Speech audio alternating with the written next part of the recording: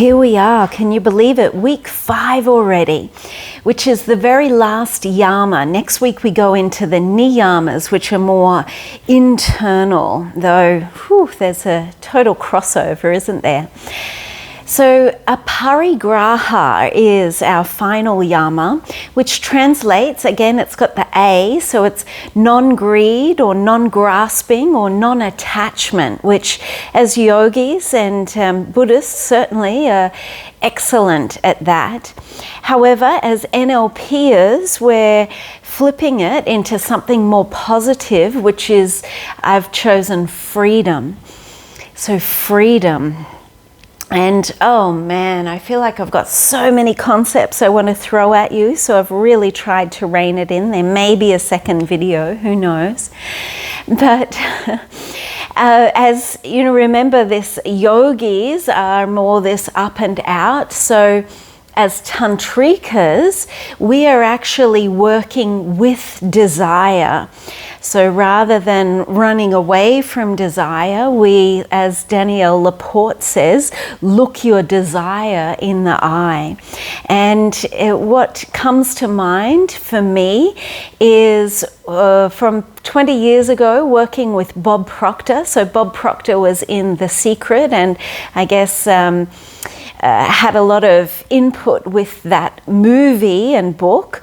However, this was a long time ago, and I think there was one chapter in Bod Proctor's book and in his teaching called Let Go and Let God, that perhaps The Secret didn't transfer across. So yes, you want that desire, and certainly you want to visualize and have the feeling of this thing, but then you need to let go. So if you're holding on white-knuckled and this is the only way it can be and it has to happen like this, then it really narrows the universe down, and it blocks the potential magic happening, that being at the right place at the right time, that serendipity, that the possibility, it narrows down the possibilities. And pardon, but this is something that maybe as yogis, we kind of get more narrow, going, oh no, I can't eat that food, or I can't do that because it's not right. And in NLP, again, the person who has the most flexibility in any situation has the most power. So the moment you can be in the flow and move with that rather than railroading, it has to be like this, then they have more freedom and power in that situation. So getting back to Bod Proctor and that let go and let God. So it really, as you, yes, of course, you want that desire and you have that thing that you want to manifest in the world. However, you also let go and let it be the best outcome for everyone. So you have this idea, however, it may not be right at this moment, or it might not be the best for you in this moment. And so as you let go and let God, whether you believe in God or whatever it is, some sort of higher power, there needs to be this element of trust, and that the universe has you, that something greater than you has your back. And so this is huge. This is a huge concept, to be able to open to these possibilities. And in being yoga, we call it effortlessness in action.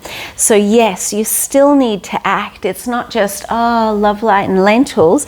You still need to act and be in the world and move as if this event was going to happen, or this thing was going to manifest and arrive. Believe all of that. However, just open to possibilities as well. Let there be that stepping into the flow of life, effortlessness in action, like finding the car park that it just miraculously appears. Or, like I said, being in the right place at the right time, meeting, just saying something to the right person, and snap, something happens. For you to have that fulfillment of that desire, but it doesn't come from this attachment and this just white-knuckled terror, like, oh, if it doesn't happen, I won't live. Of course, this non-attachment means that you're just kind of accepting everything. You're enjoying everything. You're enjoying all parts of the manifestation process, or enjoying all parts of the crazy world that's happening at the moment. And instead of needing to steer it a certain way, you're allowing that freedom, and with that freedom comes ease, and comes wonder, and comes, oh, I wonder what's going to happen next. Like literally, what could happen next?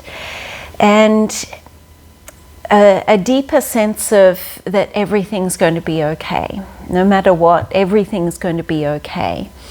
And I hope that that brings this awakening of a deeper sense of freedom, and maybe ease and calm and peace that will then ripple out into your life, through you, to your life, to your loved ones, and out into society. Who knows? I think I've rambled, but there's probably another video on the way.